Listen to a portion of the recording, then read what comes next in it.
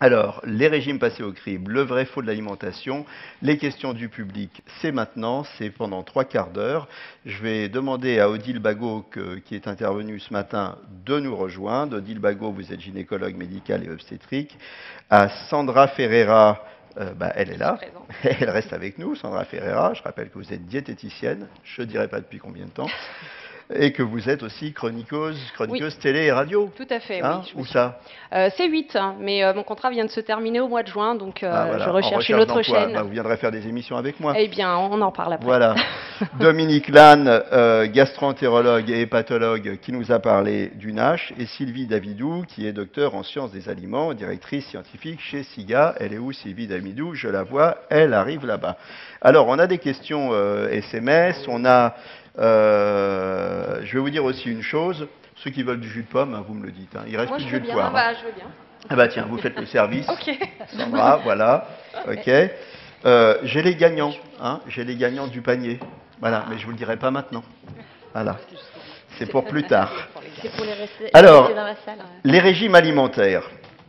D'abord, ce qu'on peut dire, c'est qu'on a tous un régime alimentaire qui s'explique par la situation géographique, la culture culinaire, la catégorie socio-professionnelle, les habitudes, les goûts, les croyances. Donc en fait, on a tous un régime alimentaire.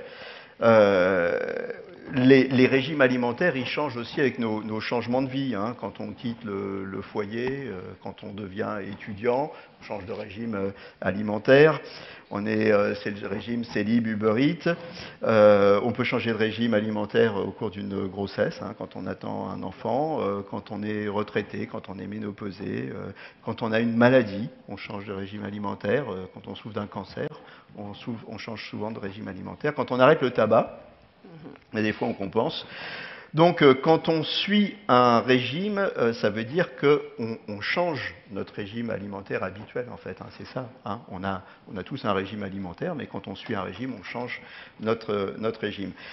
Pour quel objectif on suit un régime et quelles sont les conséquences du régime? Alors on ne suit pas toujours un régime pour perdre du poids. Et quand on suit un régime, parfois, il y a des risques de carence et pas toujours des bénéfices pour la santé. Quels sont les principaux objectifs des régimes? Ça peut être les convictions.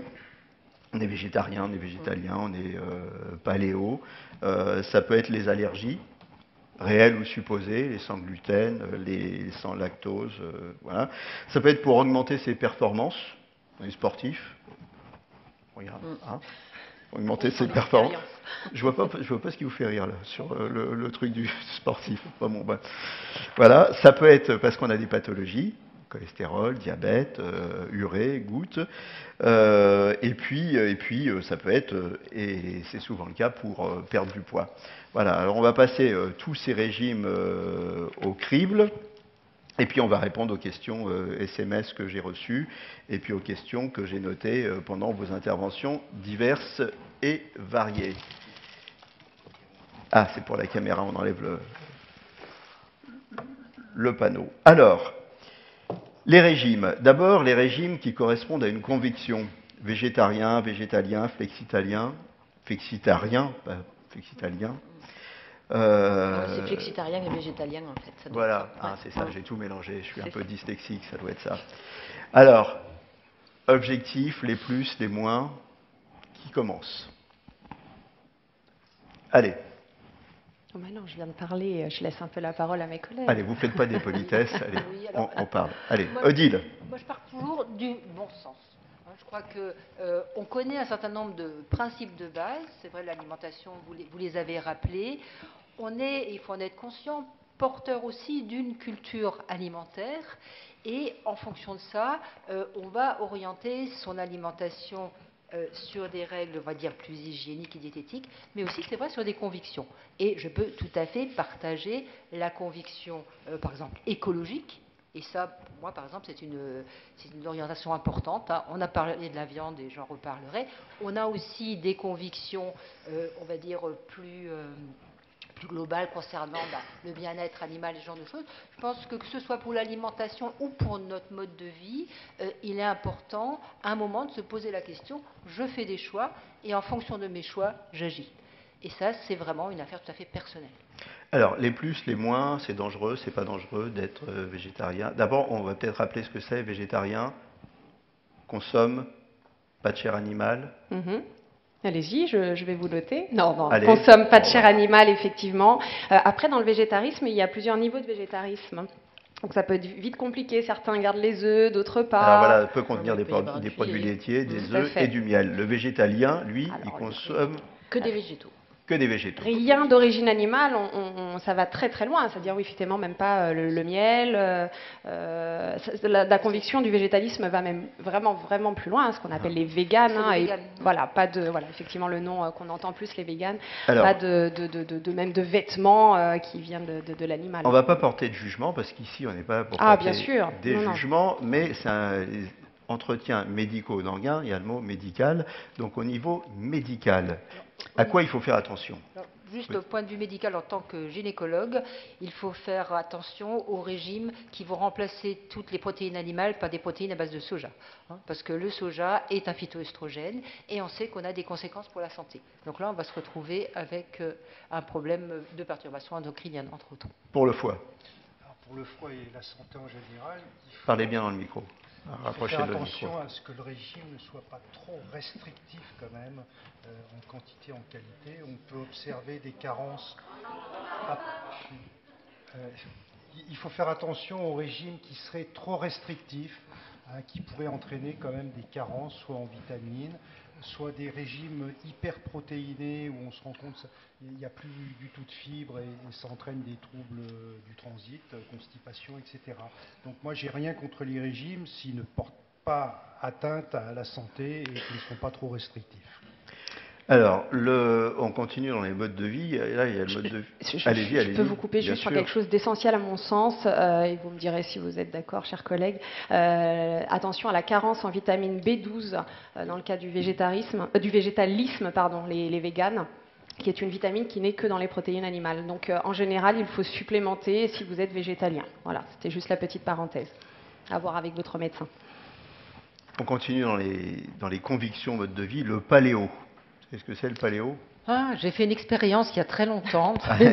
Voilà, On reprend une alimentation ancestrale, type Absolument. chasseur-cueilleur, uniquement des aliments ancestraux, pas de céréales, pas de caféine et pas d'alcool. Oui, alors c'est Alors. une expérience lors d'un congrès il y a très longtemps, il y a 30 ans, de médecins homéopathes, et on avait un buffet paléo.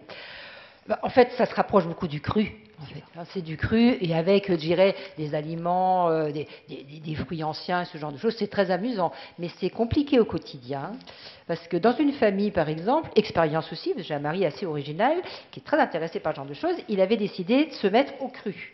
Ça n'a pas duré longtemps. J'ai dit, c'est le cru ou c'est nous? Parce que quand vous avez le papa qui prend un œuf cru devant les 5 enfants et les 5 enfants font bé et le papa se vexe, ça ne dure pas plus qu'une semaine. Donc il faut aussi tenir compte de la composante sociale de son régime. Donc c'est compliqué de vivre avec l'homme paléolithique, c'est ce que vous dites. Non, mais la remarque était très bonne. Hein. Enfin, c'est vrai qu'on est dans le médical, mais globalement, il ne faut pas oublier dans quel cadre on se nourrit, on s'alimente, et le contexte social, c'est très très important. Et puis bon, après, moi je dirais, alors peut-être tout le monde ne sera pas d'accord, mais moi je ne suis pas diététicienne, je suis juste une consommatrice lambda, on va dire, et pas médecin. Consommatrice plus quand même. Oui, Ouais. voilà, non mais Ah. avertie, on va Ouais, dire, voilà. je suis d'accord. Après, il faut faire avec ce qu'on est et ce qu'on aime, parce que c'est tellement important qu'effectivement, il faut prendre certaines attentions quand on a des régimes qui sont très très restrictifs. Mais après, ce qui est important, c'est ce qu'on aime et ce qui va faire qu'on va bien quand même s'alimenter si on n'a pas de pathologie. Alors on va essayer de passer un petit peu vite sur tous les régimes pour que éventuellement vous puissiez poser des questions. Et d'ailleurs à ce sujet, je m'adresse à la régie. Si on peut avoir les micros dans la salle, préparez ça. Les médecins. Le sang, c'est à la mode, le sang gluten, le sang lactose, le sang tout. C'est bien le sang, c'est dangereux les sangs? Maladie Le cœliaque. sang Allez-y. gluten n'a aucun danger pour la santé. Il faut bien reconnaître que la maladie cœliaque, donc la véritable allergie au gluten, est assez rare mais existe. Et là, il faut absolument du sans gluten strict. Mais ce qu'on voit de plus en plus maintenant, c'est des gens qui se portent mieux en mangeant moins de gluten ou plus de gluten. Ça n'a pas de danger. C'est assez difficile à faire, puisque le gluten, c'est un peu partout, hein, dans les pâtes, dans les pâtisseries, dans les gâteaux. Et ça coûte cher, parce que l'alimentation sans gluten coûte assez cher. Mais moi, j'ai rien contre sur ce régime. Alors, on a parlé et on a encensé le régime crétois. Pourquoi il est bien, ce régime? Et pourquoi il nous convient? Il est très bien parce qu'il est riche justement en oméga 3 qui sont des bons acides gras pour le système cardiovasculaire. C'est un régime riche en fibres, hein, j'en parlais tout à l'heure, c'est essentiel. Riche en fruits et légumes, bonne graisse, oléagineux, donc bon pour la santé. Hein, ce régime crétois hein, qu'on appelle le régime méditerranéen également. Donc moi je suis pour à 3000%. Encore une fois, comme vous disiez si justement, dans la mesure où il vous convient. Hein, s'il ne vous convient pas ce régime. Alors il a un gros plus, c'est qu'il est adapté à nos modes de vie. Tout à fait. Oui, Hein, et à nos régions, ça c'est le gros plus. Ce qu'il faut dire avec ce régime crétois, peut-être, c'est que la conséquence de ce régime, quand on le fait, c'est qu'on perd du poids, mais ça ne doit pas être l'objectif. Hein, de bien manger, si on mange bien, on perd du poids, mais c'est une conséquence. Mais en fait, si on prend le problème à l'envers, c'est là où les ennuis commencent. Vrai ou pas? Vrai, et il faut vraiment penser que l'alimentation, si on fait un changement d'alimentation, ça ne peut pas se faire seul. Ça se fait dans une modification du mode de vie. Et quand on parle en médecine de mode de vie, ça intègre quoi? Donc l'alimentation, ça intègre la gestion du stress, ça intègre de ne pas avoir recours aux toxiques, ça intègre le sommeil, l'activité physique. Oui. Et le troisième item de la médecine de mode de vie, je l'aime beaucoup, c'est love more. Aimer davantage. C'est beau, donc, quand même. Ah oui, c'est beau. Et oui, la relation sociale et la relation à l'autre, ça s'intègre. Enfin, vous nous faites rêver, love more. Voilà. Mais pas tout seul, l'alimentation. Non, et pas tout seul, love more non plus. Le reste non plus. Voilà. Alors, Okinawa, qu'est-ce que c'est le régime Okinawa? Moi, je sais, j'ai ma fiche. Oui. Ça doit être. C'est riche en légumes, en fruits et en poissons gras. Ça consiste à arrêter de manger avant la satiété et encourage à ne manger que des petites portions. C'est-à-dire, j'ai encore faim, mais je m'arrête. Oui, c'est vrai que leur politique, c'est plutôt asiatique, dur, effectivement. On a encore faim, mais on s'arrête. Moi, je pars du principe que, mais ce n'est que mon avis, hein, ne faites pas un régime X ou Y, faites ce que vous ressentez le plus au fond de vous, avec les règles de base, bien évidemment, de l'équilibre alimentaire. Mais je pense que maintenant, on en parle tellement que tout le monde est au courant. Mais c'est embêtant, je trouve, quand on s'impose quelque chose, quand on se dit non, il ne faut pas que je fasse comme ça. Sauf si vraiment vous mangez que des burgers toutes les 5 minutes, mais voilà. Juste une petite remarque. Hein. Allez-y. Okinawa, flexitarien. C'est du 3V, hein, c'est du végétal varié. Crétois, c'est méditerranéen, c'est dans ce sens-là. C'est-à-dire qu'on se retrouve avec des régimes vers lesquels on veut tendre, qui peuvent être des régimes à la mode, dans lesquels on se retrouve à cuisiner de vrais aliments. La part du végétal est très élevée, donc on est effectivement sur 15 voire 30% dans certains de ces régimes. Et une des caractéristiques, c'est que c'est varié. Et c'est vrai qu'on est dans cette règle-là où on se dit, finalement, si on arrive, quel que soit ce que l'on met dans nos assiettes, à tendre vers ces régimes-là qui paraissent bénéfiques pour la santé, pourquoi pas? Oui. Attention les poissons gras, hein. Pas trop, parce que c'est bourré de mercure. Alors vous pouvez chercher les petits poissons. Les petits poissons. Et vous pouvez trouver un bon rapport oméga 3, oméga 6 et 9 dans les bonnes huiles. Les petits poissons. Voilà. Quand c'est petit, c'est mieux. C'est pas moi qui vais dire le contraire. C'est la sardine et la sardine. La sardine, le hareng, le matin, le macro. Alors, les régimes détox. Alors ça, on a plein les magazines. C'est bien de détoxifier son foie. Ça marche, les régimes détox. Qu'est-ce que c'est le détox? Il faut savoir ce que ça veut dire. Hein. C'est vrai que c'est très à la mode. On en parle partout. Qu'est-ce que c'est que détoxifier son foie? Est-ce qu'en prenant des choux-fleurs ou du citron le matin, on entend tout sur ce domaine. Je crois que la meilleure façon de détoxifier, si on parle du foie, c'est de boire peu d'alcool. C'est quand même le premier toxique en France. De ne pas toxifier, en fait.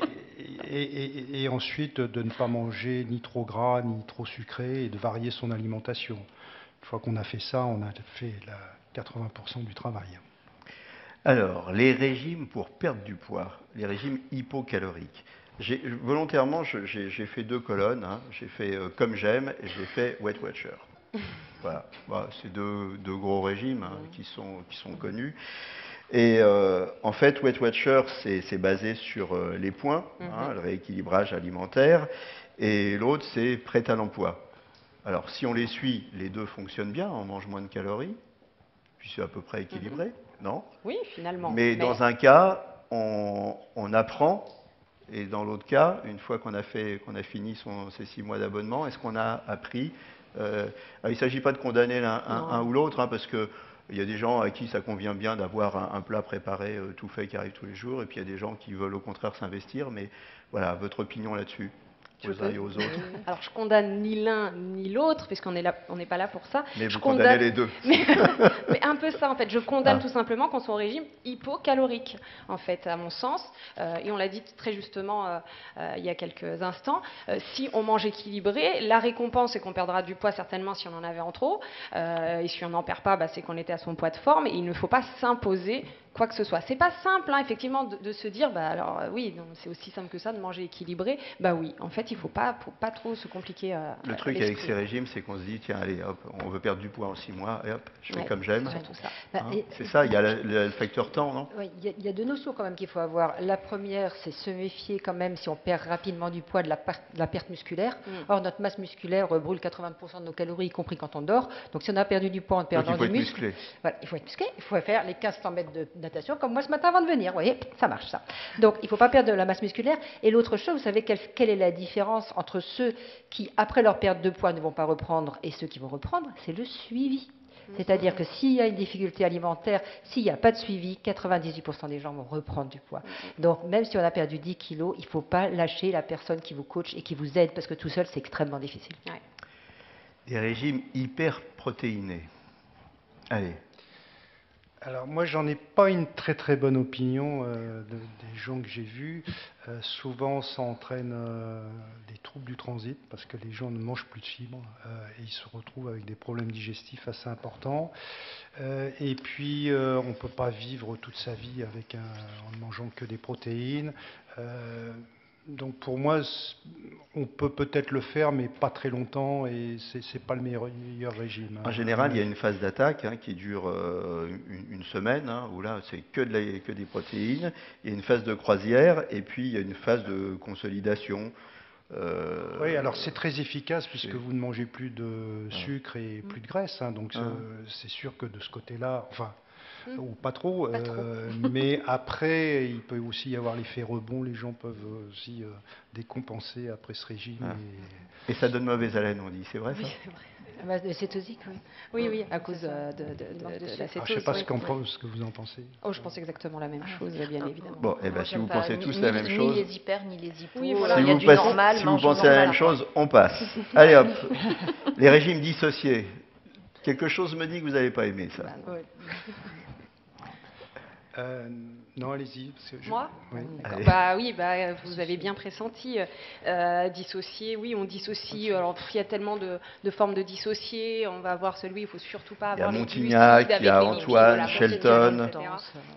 La problématique, c'est que scientifiquement, sincèrement, quand je regarde les études qui sont sorties, il n'y a rien de très probant.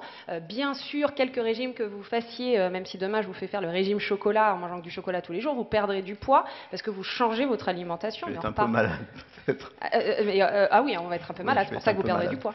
Mais voilà, j'ai toujours du mal avec le fait d'imposer. Guider, oui, ce que vous disiez, être suivi, effectivement, ça s'appelle être guidé, mais pas imposé. Un autre régime très très à la mode, on en entend beaucoup parler, c'est le régime cétogène. Je vois que vous avez envie de réagir. Parce qu'il se trouve qu'un des promoteurs de ce régime en cancérologie s'appelle Laurent Schwartz, qui était un copain de promotion. Donc voilà, ce régime cétogène, il est proposé en accompagnement presque, parfois même en traitement alternatif, alors complémentaire, pourquoi pas, mais alternatif du traitement des cancers. Et c'est un régime qui n'a absolument pas montré son efficacité et qui est extrêmement déséquilibré. Donc c'est vraiment manger énormément de graisse. Alors le foie, à mon avis, doit être dans un état pas possible avec un régime cétogène. Donc, c'est vraiment pas Et moi, ce quelque qui me chose à fait peur, proposer. c'est quand j'entends traitement alternatif au Ça, cancer. c'est- On ne soigne pas un bien cancer évidemment. en mangeant. Ça, Ah ben, ça, ça c'est n'existe sûr. pas, ça. Voilà. Et de même, par exemple, Hein, pour le cancer. faut le dire fort. Oui, oui, Oui, très, très fort. Sauf qu'on a montré quand même qu'avoir une bonne alimentation, Oui. prendre goût à l'alimentation quand on est traité pour un cancer, c'est très bon. Oui, Hein, mais et ça c'est peut- Pour le autre moral. chose. C'est Mais autre c'est chose. pas On n'est pas dans- alternatif. Voilà, Voilà. non, non. Hein, il faut Absolument. continuer à bien Non. s'alimenter. Traiter un On cancer a même par montré aussi l'alimentation, qu'il y non. avait, on diminuait ses risques de récidive avec une bonne alimentation. Une bonne hygiène de vie. On a parlé tout à l'heure, non, c'était Joël Doré qui parlait du microbiote. J'avais fait une autre émission avec Joël Doré qui parlait justement de l'alimentation du microbiote et du microbiote qui était détruit parfois par les chimios et qu'il fallait restaurer. Donc, ok, mais ça ne soigne pas. De On est même, d'accord. le régime d'accord. dit sans sucre. Faut être bien voilà. clair là-dessus. Dans le cancer, il y a des gens Ah qui oui. prônent sans sucre, parce que la cellule cancéreuse se nourrit de sucre. Bien sûr, vous arrêtez de manger du sucre, elle va trouver du sucre ailleurs dans l'organisme, la cellule cancéreuse. Elle n'a pas besoin qu'on lui en apporte par En l'alimentation. revanche, si je ne me trompe Ça pas, va. le régime cétogène est recommandé dans le cadre de certains traitements d'épilepsie. Mais je vous laisse me confirmer si vous avez vu les études. Ça, j'ai ou pas si de vous- recul. J'ai pas, non. Un Non, peu j'ai d'ordre pas dans ce confirmé. débat. Un peu d'ordre dans Voilà. ce débat. Ah, La chrononutrition. Alors, ça aussi, c'est à la mode, la chrononutrition. Il y a le BABA qui ne va pas prendre le nom de chrononutrition, qui dit qu'il faut prendre un vrai petit déjeuner, que si on prend des protéines au petit déjeuner, c'est satiogène. Il y a une petite expérience qui a été faite pour un œuf à la coque le matin. Et ben, entre le groupe qui prend un œuf à la coque et celui qui ne prend pas de protéines, et ben, celui qui aura pris l'œuf à la coque, il va manger moins naturellement, spontanément, que le lendemain matin. C'est un effet satiogène. Donc, et il y a des poules comme moi, et j'ai un œuf à la coque frais tous les matins. Et ensuite, on sait que le repas du soir doit être plus léger. On va se dire, ça c'est du bon sens, on le sait, mais de là à aller directement dans la chrononutrition, c'est vraiment se prendre la tête pour quelque chose qu'on ne veut pas faire pendant longtemps. Alors, par Ça va être contre, compliqué. deux choses. On a entendu tout à l'heure dans une intervention que la satiété ne fonctionnait pas pareil tout au long de la journée. Il y a des moments où la satiété, ça fonctionne moins bien ou pas trop. Les sécrétions de gréline, leptine ne sont pas les mêmes selon les horaires, oui, sur les horaires de la journée. Donc effectivement, il va y avoir des différents fonctionnements. Maintenant, précisément, Oui, qui êtes c'est docteur, sûr qu'on a ce qu'on appelle un rythme circadien, Voilà. où les taux d'hormones dans le sang varient dans la journée. Et donc, on peut avoir des périodes dans la journée où on va plus ressentir... Donc chrononutrition, non, mais par contre, il faut faire attention à ses rythmes et garder son rythme naturel. Qu'est-ce qui compte finalement? C'est de prendre 3 repas par jour, c'est de fractionner, comme vous le disiez tout à l'heure, si on n'a plus faim. Qu'est-ce qui compte? C'est ce qu'on prend finalement dans une journée ou les moments où on le prend. Moi, je suis plutôt pour 3 repas par jour. Hein. Quand on regarde ce qui se passe dans les pays anglo-saxons, aux États-Unis, par exemple, où finalement ils ont complètement perdu cette notion de 3 repas par jour. Ils mangent, si vous regardez dans les fast-foods, on mange n'importe quand, à n'importe quelle heure. Et finalement, pour l'obésité, tout ça, c'est pas terrible. Alors, par contre, vous vous dites 3, oui. 4, Alors, enfin attention, bon, quand faut on parle de manger. fractionnement alimentaire, c'est vos 3 repas équilibrés qui sont redivisés. C'est sûr qu'il ne faut pas que ça se termine par un hamburger en plein milieu de l'après-midi. Et c'est le risque, en fait. Ouais. Quand on a 3 repas par jour, on ne mange pas en dehors des repas, on sait que grignoter, c'est pas bon. Et quand on s'autorise Tout la dépend petite ce qu'on appelle collation, le grignoter. machin, Si on a faim, c'est pas un grignotage. ça quoi, peut, c'est ça tout peut un- dévier. ouais. Non, enfin, je veux dire, Mais oui, c'est bien le sûr, risque. bien sûr. Mais si j'ai bien compris, grignoter une pomme avec une noix, enfin avec une poignée de noix ou un yaourt, c'est pas forcément grignoter non plus. Si c'est la faim qui vous a appelé, voilà. Si c'est parce qu'on Si c'est la s'ennuie, faim, oui, c'est oui, autre chose. si c'est la faim. il n'y a aucun Donc, problème. non, mais c'est le juste corps qui demande qu'effectivement, également. il y a C'est-à-dire même- faut faire la différence entre j'ai faim, donc je grignote, et j'ai besoin de ma petite pause doudou, mon Exactement. petit bout de Ça, qui est sucre, réconfortant. ma Là, petite... c'est différent. et là, ça devient... on mange parce que c'est l'habitude. C'est ça. On sait Donc, que- du coup, effectivement, on repositionne le nombre de repas parce qu'il y a 3, il y a 4. Potentiellement, vous pouvez en avoir 5 parce que si vous fractionnez et que finalement vous prenez deux collations qui sont liées au fait que vous ayez faim et le matin et le soir, c'est juste que vous adaptez Oui, on effectivement. mangera moins au repas d'après. Et Quelque alors- chose, vous vous écoutez quelque part. Et si c'est 2? Parce qu'on parle aussi du jeûne, comment ça s'appelle? 16 heures. Intermittent. Jeûne de 16 heures. Jeûne intermittent. De 16 heures, oui, c'est ça. Ou de Oui, 16 heures. 16 heures. Alors si c'est 2, c'est grave finalement ou pas? si on Je s'alimente ne suis, bien, pas- je suis pas certaine, c'est difficile d'avoir en fait du recul avec des études parce qu'il y a toujours plein de facteurs confondants. Comme on le disait dans le bio, les gens qui font le choix d'une alimentation bio, ils ont un choix souvent de mode de vie qui est différent. Donc c'est extrêmement difficile au point de vue épidémiologique de dire avec ce type de régime, on va avoir tel résultat. Alors maintenant, on fait des régimes aussi parfois parce qu'on a des pathologies, alors notamment le régime DASH. DASH, qu'est-ce que ça veut dire, vous savez? Moi je sais parce que j'ai ma petite fiche, sinon avant je ne savais C'est pas. marque de lessive qui revient dans le temps, Alors, mais c'est tout ce que je sais. c'est L'acronyme. Dietary Approach to Stop Hypertension. Voilà en français, Ah, donc, régime en sans sel, français quoi. anglais dans le texte. Donc c'est un régime pour diminuer l'hypertension. Ça marche ça? Bah, on enlève le sel déjà. C'est sûrement sans sel, hein, un régime sans sans graisse. sel. C'est sans sel, c'est le régime sans sel, mais ça s'appelle autrement. C'est très chic, des Dash. petits noms. Hein.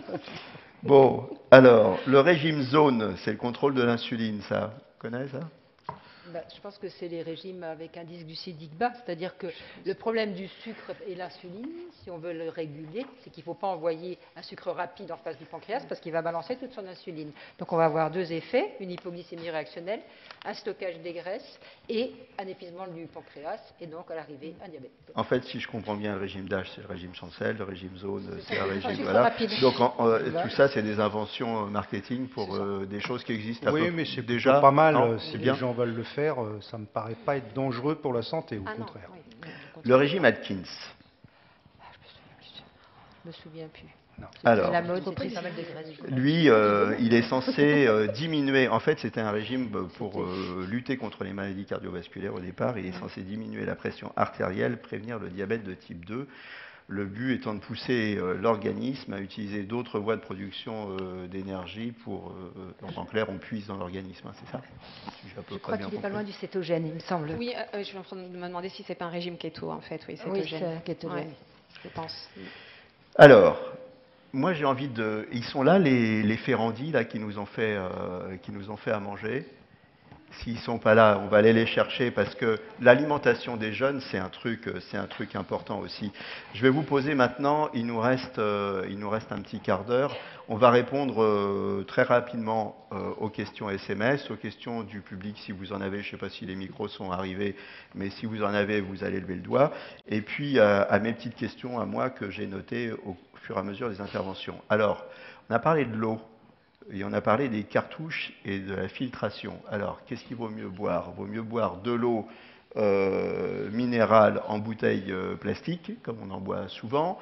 Et il vaut mieux prendre de l'eau avec les cartouches et la filtration. Il vaut mieux laper l'eau du robinet. Qu'est-ce qu'il faut faire? Moi, j'ai un petit peu essayé de faire le tour de la question quand j'ai écrit le bouquin sur les perturbateurs endocriniens. C'est vrai que, comme le disait notre intervenante concernant l'eau du robinet en France, elle est globalement de bonne qualité. Ça, et c'est effectivement la moins chère, la plus écologique. L'eau en bouteille, se méfier effectivement du stockage de l'eau, puisque là, il peut y avoir passage de produits chimiques et aussi du mode de récolte de cette eau, donc tout ce qui est les tuyaux et ce genre de choses. Donc l'eau en bouteille, sans tenir compte du fait qu'il y a cette pollution plastique qui est absolument catastrophique en France. Vous pouvez acheter de l'eau en bouteille verte. Maintenant, l'intérêt des eaux minérales, c'est qu'elles peuvent avoir effectivement des bénéfices thérapeutiques en fonction des Alors gens. justement, elles ont des bénéfices, mais est-ce qu'il faut varier? Il y a des eaux riches en sel, par exemple. Quand on est hypertendu, on n'en prend pas. Voilà. Et on a des eaux Donc comme il faut faire attention à l'eau qu'on boit. C'est pas neutre l'eau. C'est pas C'est neutre. ça? Oui, puisque ça contient soit des minéraux, soit du fer, soit des choses qui peuvent être mauvais pour la santé de certaines personnes, selon leur état de santé. Il y a le problème des cartouches. Vous parliez des cartouches. Oui, La fameuse et ça, on Brita sait. qui a été Oui. inventée il y a 50 ans en Allemagne. Alors, c'est vrai que ça enlève un certain nombre de produits toxiques et de pesticides. Il y en a malheureusement qui filtrent trop, qui vous enlèvent le calcium. Or, le calcium, c'est important d'en avoir aussi par un autre biais que les produits laitiers qui vous apporteront des graisses saturées avec. Ne pas oublier qu'avec une carafe Brita, elle va rester dans sa carafe en plastique et elle va rester au chaud. Et ça, c'est pas une bonne chose. On a d'autres dispositifs qui sont plus onéreux, comme les osmoseurs inverses ou d'autres types de filtration, mais c'est très difficile et j'ai essayé de faire le point sur vraiment les caractéristiques de chaque système, c'est pas simple du tout. Le NASH. J'avais noté une petite question. On n'a pas dit si c'était réversible ou pas. La NASH. La NASH. Le foie gras humain. Alors, Il est toujours temps d'agir, donc c'est réversible. Si on se rend compte qu'on a la nage, pardon, il faut inverser la vapeur, donc manger moins gras, moins sucré, etc.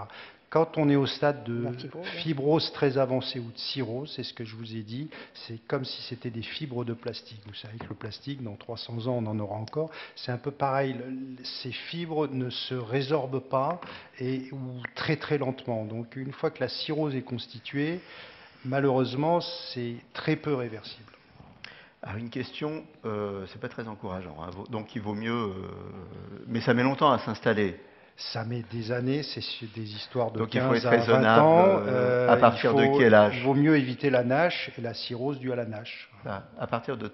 On Alors, fait vraiment attention à partir de ce qu'il faut, 30 ans, 40 ans. Le vrai problème aujourd'hui, c'est les enfants qui, à partir de maintenant, ne mangent que du gras et du sucre et sont sédentaires.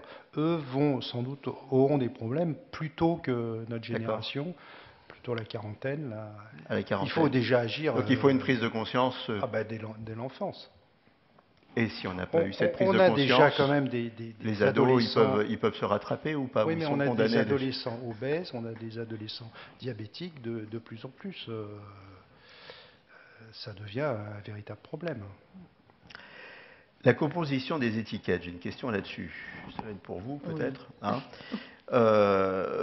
On a vérifié ces produits, on a pris ses habitudes, parce que finalement quand on fait du shopping, on prend des habitudes. Mais les produits, ils peuvent changer de composition au fur et à mesure de leur carrière? Oui. C'est un piège, ça? C'est un piège. Ouais, c'est qu'effectivement, quand on a des habitudes, on parle toujours de bonnes et de mauvaises. Hein. La bonne habitude, quand on a des aliments, c'est de contrôler de temps en temps, effectivement, qu'ils ont la même composition.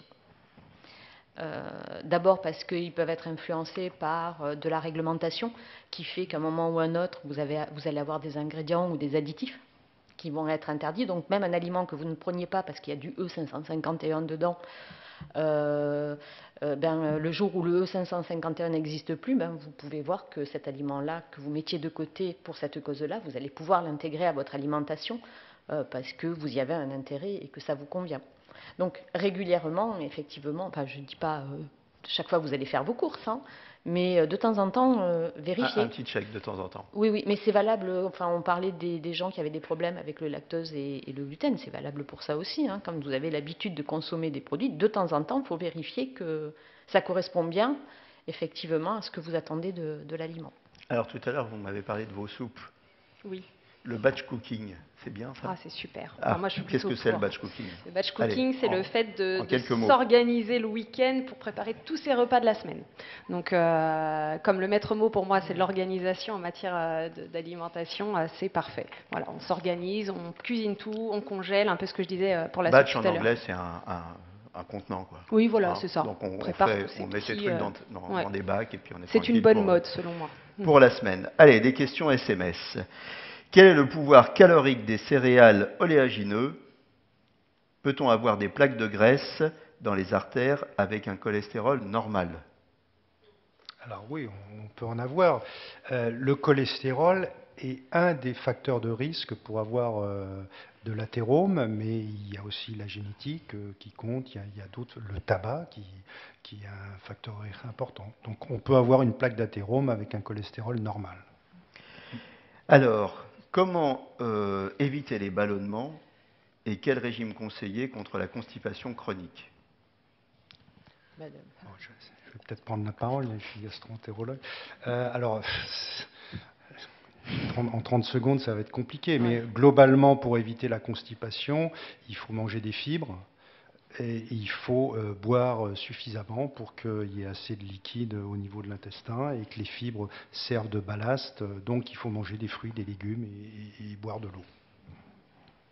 Alors, j'ai une question, c'est écrit. Hein. Pour Odile Bagot, vous avez des fans. Hein. C'est écrit. Donc les autres, vous ne répondez pas. C'est pour Odile. C'est pour Odile la question.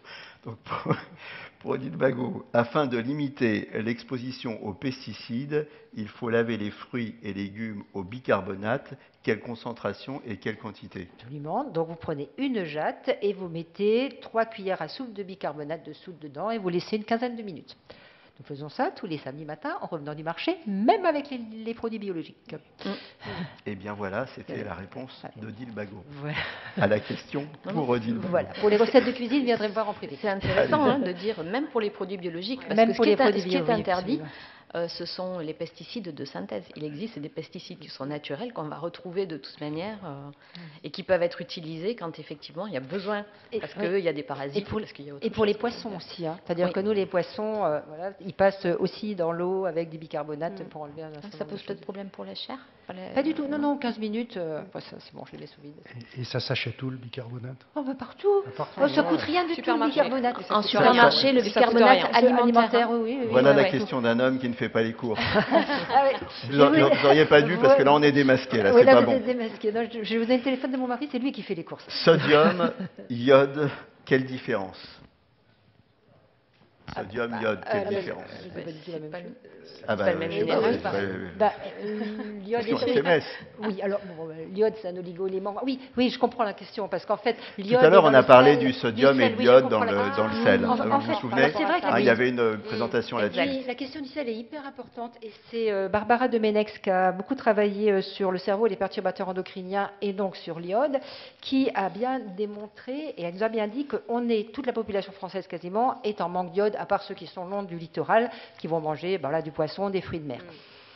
L'iode est volatile. Donc, dans le bon gros sel de mer bien gris qu'on a, il y a plein d'oligo-éléments dedans, mais il n'y a plus de sel.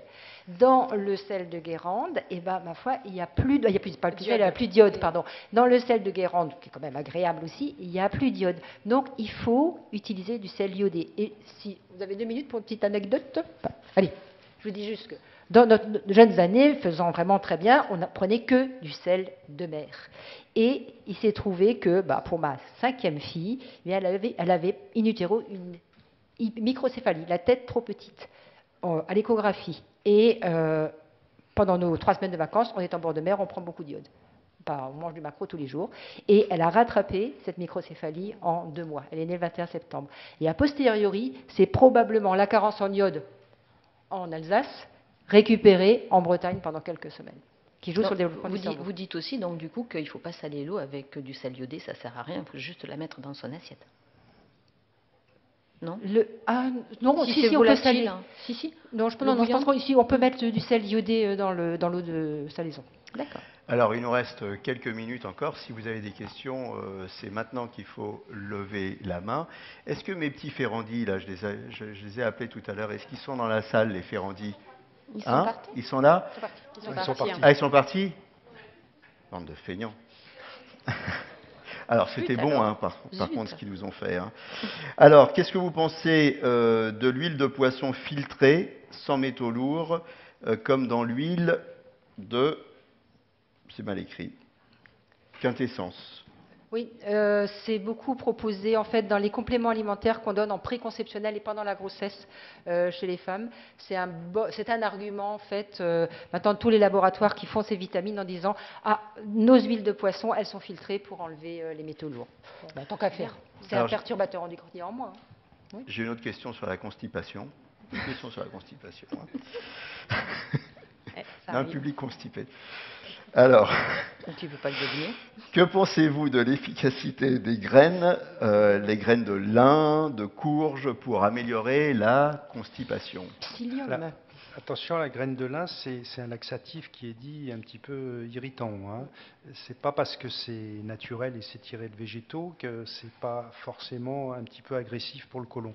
Donc on privilégie quand même des laxatifs non irritants, des fruits, des légumes. Mais tout ce qui contient du séné, du lin est un petit peu irritant, avec modération. Est-ce qu'il y a des questions dans la salle? Oui, alors, où ça? Allez hop, on pose la question. Oui, bonsoir. Bonsoir.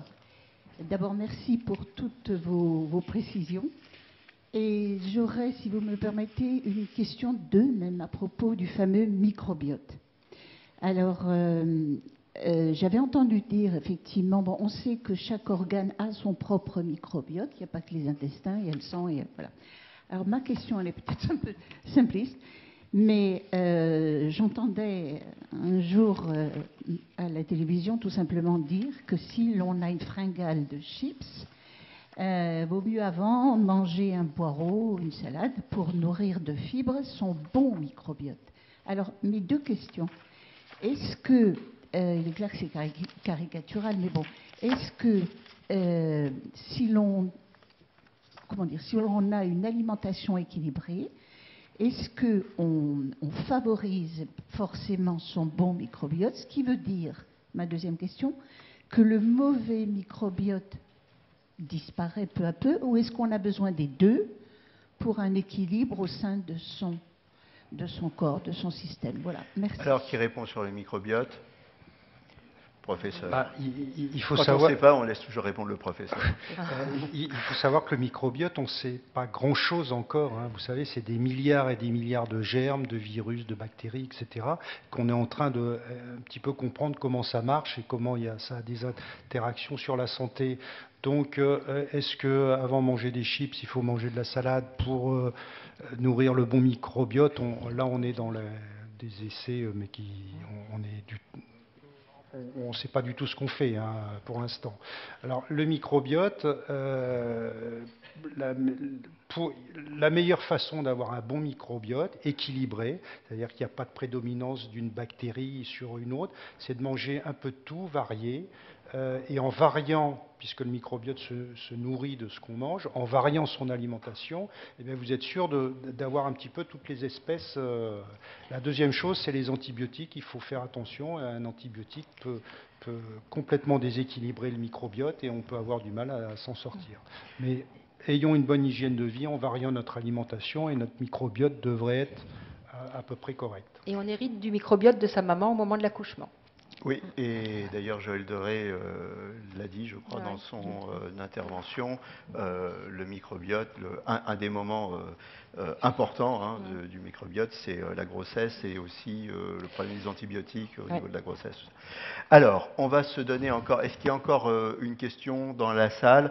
On prend encore 2-3 questions.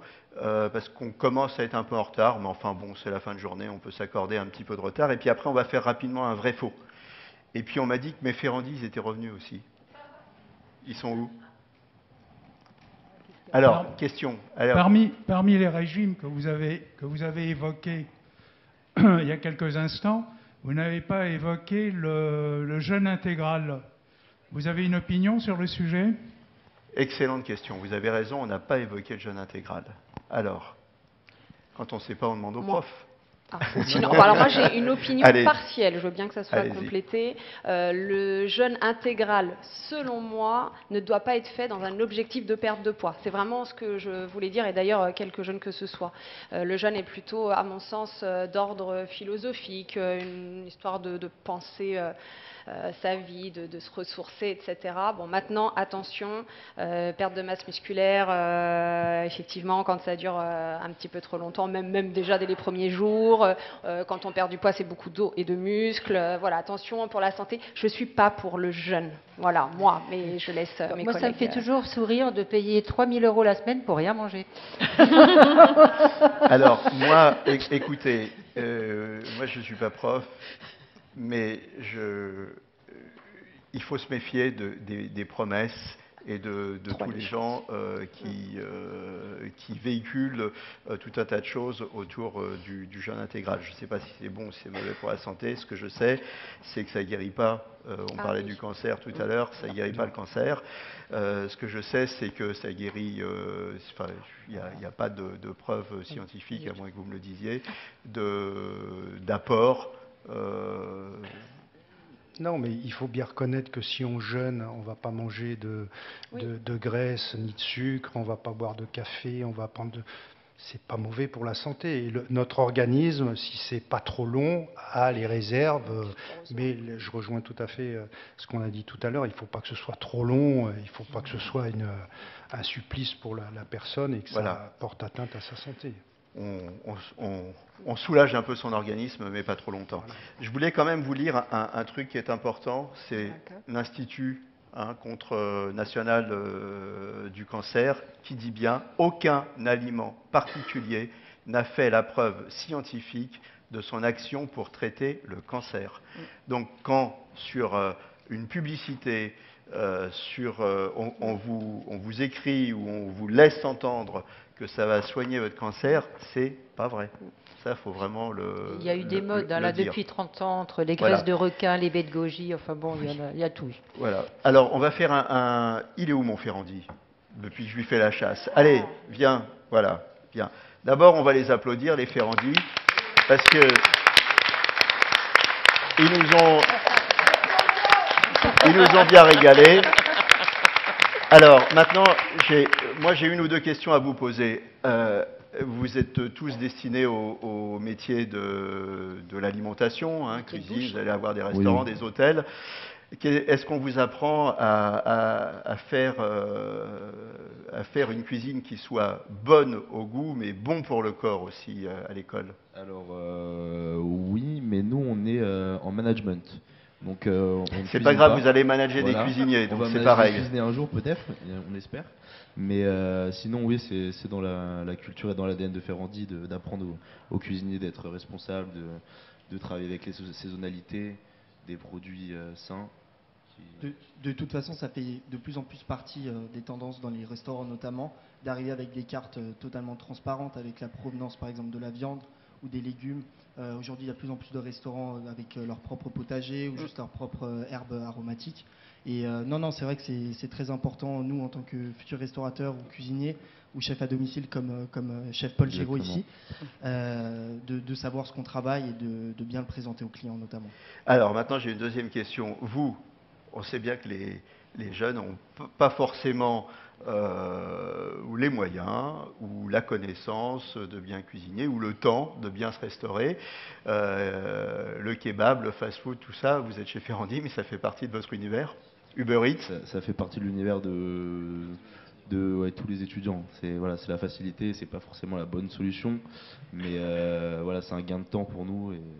Après, moi, j'ai la chance moi, j'habite dans le 14e, donc j'ai rue Daguerre qui est juste à côté. Donc j'ai mon boucher, j'ai mon poissonnier, j'ai mon maraîcher.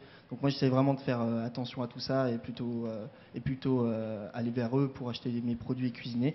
Mais c'est vrai qu'avec... Mais vous n'êtes pas représentatif des jeunes en règle générale. Non, mais c'est vrai que c'est quand même un énorme gain de temps aussi, en tant qu'étudiant. On aime les produits, on a toujours le temps de cuisiner. Donc voilà, le fast-food, on le vit, mais on met pas tous les jours. On donne un ou deux petits trucs. Quand on achète un sandwich chez le boulanger, peut-être on n'est peut-être pas obligé de manger les 2 parts de pain. On peut le replier en 2 et puis virer et puis demander sans mayonnaise, non? Des trucs comme ça. Ouais, c'est ça. On peut. Pour le kebab, on peut faire pareil. On demande sans frites. Sans frites sans viande et sans frites sans viande et sans sauce. Un kebab sans frites, ça se mange.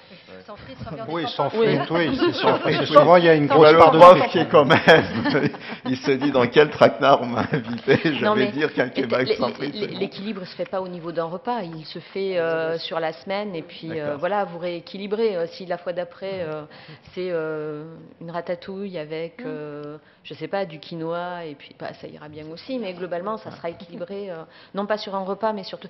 Enfin, il ne faut pas non plus rentrer dans cette psychose-là de dire que c'est tous les repas qui doivent être équilibrés. Absolument.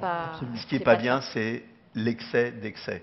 C'est ça. Hein, on a le droit à des excès, c'est du bien au moral, mais pas l'excès d'excès, pas l'excès tous les jours. On remercie les Ferrandi, on les applaudit. Merci. Et c'était super bon ce que vous avez fait. Merci Anguien. Merci. Voilà, on se donne 5 minutes. Alors 5 minutes, ça veut dire on répond super rapidement. 5 minutes pour faire... Allez, on fait la cloche, voilà. C'est vous qui la faites. 5 minutes pour un vrai faux. Allez, donc on fait des réponses super brèves. Le petit déjeuner ne fait jamais grossir, ne fait pas grossir. C'est vrai, c'est pas vrai? Vrai. C'est vrai? Moi, je dirais faux. Hein. Viennoiserie, chocolat chaud. À partir du moment où on rééquilibre. Voilà, donc ça dépend ce qu'on mange. Ah, mais moi j'allais dire ni l'un ni l'autre. Mais bon, voilà. On n'a pas le choix. C'est vrai faux, quoi, en fait. Il faut manger léger le soir. Ouais, faux. Oui. Faux pour vous. Faux. Ah oui, Allez, on n'est pas d'accord. C'est bien, mais ils ne sont pas d'accord. On dort mieux. Pourquoi vrai? Pourquoi faux? Déjà, on dort mieux. On dort mieux? Pourquoi faux? Parce que des fois, des personnes ont besoin de plus d'énergie le soir. Ça dépend des gens. Voilà. Comme il y en a qui prennent pas de petit déjeuner le Ouais, matin, et ça leur va très bien. Je suis pour les gens qui prennent pas de petit déjeuner s'ils en ont pas besoin. Mais voilà. C'est ça. Voilà. Bon, donc Plutôt quand même léger le soir parce que l'estomac s'il est rempli, il peut y avoir des problèmes dans la nuit, de reflux, de choses Merci. comme ça. On mange mieux, en fait. Voilà. Pas de viande au dîner. Faux. Faux. Ok. Ça fait grossir. Alors, manger du pain fait grossir. Faux. Ça dépend quel Ça pain. dépend La quel pain et quantité, ce qu'on met Voilà. sur le pain aussi. Voilà. hein. Ça Oui, dépend après, quel- ouais. voilà. C'est sûr que- Donc le pain, on fait attention à la Oui, farine, baguette. les fameux thés. Hein. Donc Oui. plus le thé Oui, est, mais il y aura plus de est fibres, haut la et moins, glycémie, hein, c'est ça Ok. Il y a plus de minéraux, L'alcool il y a fait plus- grossir. Ah bah oui. Oui. Ah oui. Oui. On est tous d'accord. L'alcool, il y a du sucre dedans et c'est très calorique. hein. Ouais. Pour perdre 5 kilos, C'est quoi, ben, c'est quoi, en c'est 7 arrêtant... kilocalories pour ça Oui, Ouais, l'alcool, ouais. c'est entre les calories du sucre et de la Très, graisse. très C'est ça, souvent, entre les gens 4 et qui 9, arrêtent leur entre 4 et 9. consommation d'alcool pendant quelques temps perdent du poids. hein. Donc plus pour perdre du poids, il faut arrêter de boire. Moi, je vais me mettre à boire Diminuer. pour Ouais. pouvoir m'arrêter. Les féculents font grossir. Faux, voilà, mais toutes les questions encore de Pareil. quantité, de ce qu'on met Quantité, dedans, mais de en théorie, raffinage faux. ou pas. Ouais. Ok. Les signes principaux d'une alimentation déséquilibrée, c'est de grossir ou de maigrir. C'est un bon indicateur quand même. C'est un bon C'est indicateur. un indicateur parmi Oui, d'autres. parmi d'autres. La cuisine vapeur, c'est l'idéal. Bah, faut aimer, hein, mais on va pas faire que ça, hein, sinon c'est pas drôle. Hein. Ça, c'est l'Alsacienne qui C'est parle. l'Alsacienne, oui. Non. Tout à Ouais, fait. bon. La choucroute à la vapeur, c'est pas terrible. Une question pour Odile. Ah, encore. Ah bah oui, encore. J'attends un enfant, enfin pas moi, mais c'est une question. Et je mange pour deux. Ah non, Ah, on on mange l'a pas entendu pour dire deux, ça, hein. effectivement, on mange pas pour deux, effectivement, quand on est enceinte, on a besoin effectivement d'un apport calorique supérieur, mais c'est vrai que l'adage on mange pour deux, il est pas bon. Et il faut même faire attention à son alimentation hein, quand on Oui, est sur enceinte. plein de voilà, dans plein de domaines, en particulier, je disais par rapport aux perturbateurs. Hein. Alors, il faut boire avant ou pendant les repas. Quand Avant, on veut. pendant, après. De l'eau, hein. Ouais. De l'eau Oui, comme oui, on veut. Bon, pendant, oui, Quand on a veut, quand quand on a soif. a envie. Voilà, parce qu'il y en a qui disent il faut pas boire du tout pendant. Tout dépend de la problématique. Voilà, si on a tendance à souffrir de ballonnement, bon, c'est pas recommandé pendant le repas. Enfin, il y a vraiment des problématiques propres à chacun. Manger du chewing-gum, ça coupe la faim. Je sais pas, Je crois pas, non. je Non. dirais plutôt faux. Hein. Ok. Ouais. C'est pas élégant. Fumer fait maigrir. Arrêter de fumer fait grossir. Oui. Et Ouais. fumais-tu Fumer augmente. Ça c'est la suite. Mais augmente le Mais ça dépend métabolisme. comment vous compensez. Il y en a qui compensent en faisant un peu plus de Mais sport. c'est pas ils ont seulement moins une de compensation. Hein. La nicotine en elle-même fait brûler des calories. Donc Oui, ça oui, augmente le mais- métabolisme mais- de base. mais- Ouais. ouais, si, ça joue quand même. Les boissons aux fruits peuvent m'apporter ma ration de fruits. Non. Oui, et puis quand il y en a 12 Alors non, marqués, un verre, ça fait les 12 fruits. Dans, oui, oui. dans un jus de fruits, vous n'avez pas les fibres. Hein. Non. Donc, c'est pas du tout pareil que. D'ailleurs, l'OMS manger du recommande, fruit. en termes de fruits, de ne pas prendre plus d'un jus de fruits par jour. Parce Et qu'au-delà, ça c'est fait trop. plus partie des recommandations en fruits puisque c'est parti, ça à fait. passait dans les Les boissons, boissons sucrées. dans les boissons. D'ailleurs, j'avais entendu sucrées. parler de cette notion matricielle des aliments. C'est-à-dire C'est qu'il ça. ne faut pas prendre une tomate, c'est pas comme de la poudre Ou du coulis, ou du, enfin, du voilà. coulis ou des choses comme ça. Il Non, faut mais, prendre des aliments dans on, brut. on, par- ouais. on parlait Oh, oh. du jus, ouais, c'est ça. Enfin, une pomme, c'est pas la même chose qu'une purée de pommes, c'est pas la même chose qu'un jus de pomme. Ouais. Le sucre roux est meilleur pour la santé que le sucre blanc. Pareil. Ouais, ils sont Hein raffinés les Pareil. deux.